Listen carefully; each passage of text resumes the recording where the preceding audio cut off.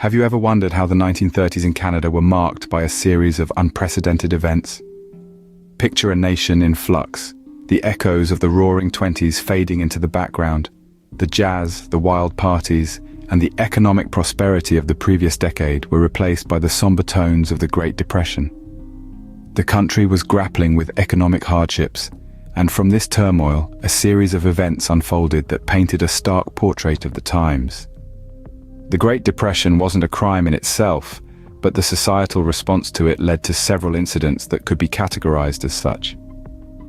With relief camps established by the federal government becoming controversial due to their poor conditions and meager wages, the seeds of discontent were sown.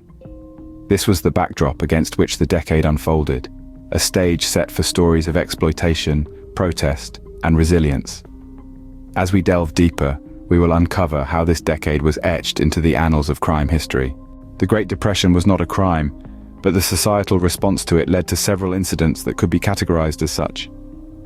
The 30s were a time of economic despair, with the world's markets crashing and leaving millions destitute. Canada, too, was in the grip of this financial turmoil. In an effort to mitigate the crisis, the federal government established relief camps. These were intended to provide work for single, unemployed men.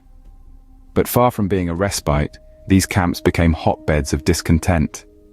The men were subjected to poor living conditions and paid measly wages, creating a smoldering pot of resentment and anger. This frustration gave birth to the On to Ottawa trek in 1935. Thousands of camp workers, driven by desperation, embarked on a journey to Ottawa to protest their conditions. But their quest for justice would not be an easy one. The journey was fraught with challenges, with the government trying to quell their voices through force and fear. This tension between the government and the protesters reached a fever pitch in Regina, culminating in the infamous Regina Riot. The city's streets became a battlefield as police clashed with protesters. The government's handling of the situation was questionable at best, with their heavy-handed approach leading to violence and chaos. But these events did more than just highlight the government's mishandling of the economic crisis. They also shed light on the systemic negligence and oppression faced by the country's citizens. The government's actions during this period were not just confrontational, they were, in some instances, downright violent. The Great Depression and the Regina Riot were not just historical events. They were a stark reminder of the price a society pays when its government fails to care for its citizens. The desperation, the protests, the violence, they were all symptoms of a system that had forgotten its duty to the people. The Great Depression set the stage for a decade filled with tension and turbulence. But amidst this turmoil, the seeds of change were being sown. The events of this decade would serve as a catalyst for societal and governmental reforms, forever changing the face of Canada. In 1934, a glimmer of hope and distraction emerged with the birth of the Dionne Quintuplets. Amidst the gloom of the Great Depression, the world was captivated by these 5 identical girls, born in a rural farmhouse in Ontario. They became the first quintuplets known to survive infancy, a medical miracle that enthralled a nation. But the lives of these girls were far from the ordinary joys of childhood. Plucked from their family home, they were made wards of the state, a move that would forever alter their lives. A specially built tourist facility known as Quintland became their home, a place where the curious could catch a glimpse of the quintuplets as they played behind a one-way screen. A staggering 3,000 people a day flocked to Quintland, eager to witness this marvel. Yet, behind the spectacle, a darker reality lurked. The girls were isolated from the world, their lives tightly controlled and their childhood commodified. Their days were filled with endless public appearances, photo shoots, and promotional events. They became a source of financial gain for the state and others who sought to exploit their unique birth for profit.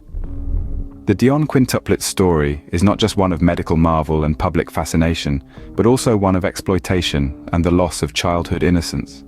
Their tale sparked a public outcry as people began to question the ethics of the state's actions. The quintuplets' plight shone a harsh light on the need for child welfare reforms, leading to significant changes in the system. The Dionne Quintuplets' lives serve as a stark reminder of the power of public outrage and the necessity of child welfare reforms. Their story, while unique, is a testament to the resilience of the human spirit and the capacity for change, even in the bleakest of times. In the icy terrains of the north, a manhunt like no other was unfolding. A saga of survival and determination was being written in the frosty wilderness, with a man named Albert Johnson at its heart. Known more widely by his nickname, the Mad Trapper of Rat River, Johnson's story is one of mystery and defiance that rocked the quiet norms of the Canadian Arctic in the 1930s. Johnson was a man of few words, his past shrouded in mystery. He lived a life of solitude in a small remote cabin along the Rat River. But tranquility was disrupted when complaints of tampered trap lines led the Royal Canadian Mounted Police, the RCMP, to his doorstep. What should have been a routine check quickly escalated into a violent confrontation, leaving one officer injured and the rest of the country on high alert. What followed was a manhunt that lasted weeks, stretching across a staggering 150 miles of severe, unforgiving wilderness. Johnson proved to be a formidable adversary, evading the RCMP through treacherous terrains, displaying a chilling resilience against the harsh Arctic conditions. His cunning and survival skills were unparalleled, leaving the pursuers confounded and the public fascinated. The chase reached its climax when Johnson was cornered on the frozen banks of the Eagle River. What ensued was a deadly shootout that ended with Johnson's death, marking a grim conclusion to the relentless pursuit. This manhunt, the longest in the history of the RCMP, was not just a chase.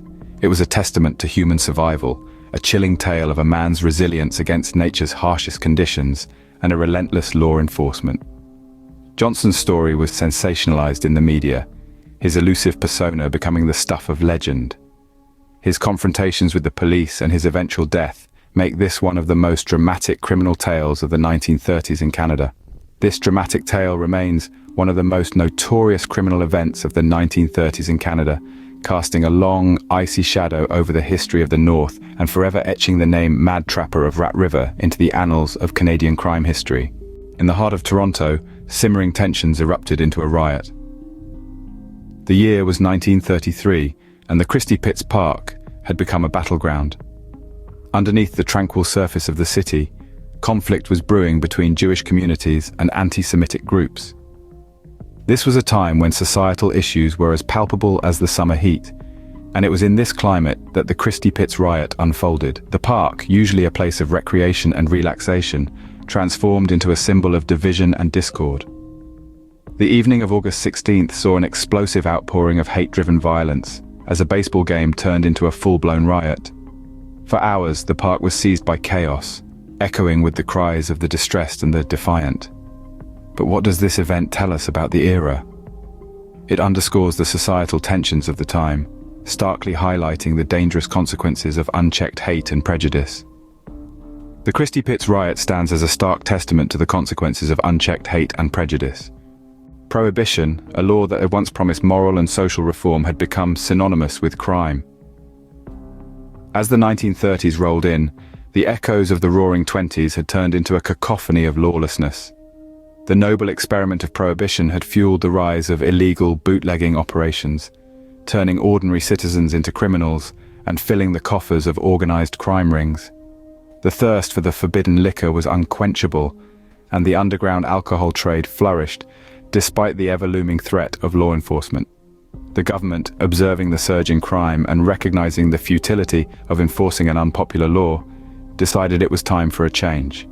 The decision to repeal Prohibition was not just a response to the uncontrollable crime associated with it, but also an acknowledgement that the social reform it had promised was a mirage.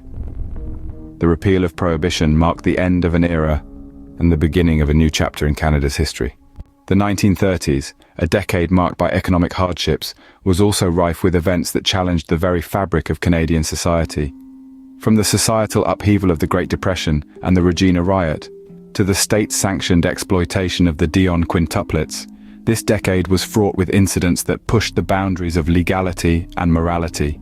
The thrilling manhunt of the Mad Trapper of Rat River showcased the law's relentless pursuit of justice, while the Christie riot exposed the devastating consequences of unchecked hate and prejudice. And as the nation grappled with these events, the repeal of Prohibition brought with it its own set of challenges and crimes. Despite all, this decade was not just about the crimes committed, but also about the societal reforms that ensued. This decade stands as a testament to a nation's resilience and its quest for justice. Thank you for joining us on this journey through the 1930s. Until next time, stay curious.